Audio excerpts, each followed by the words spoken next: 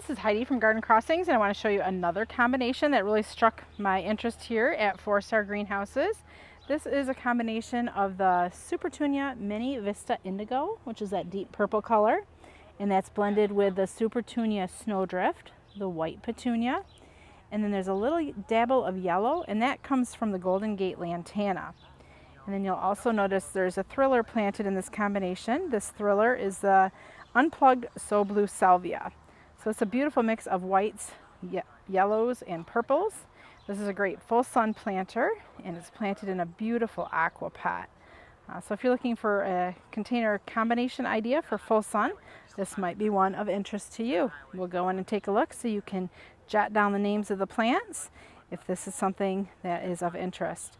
This is Heidi from Garden Crossings.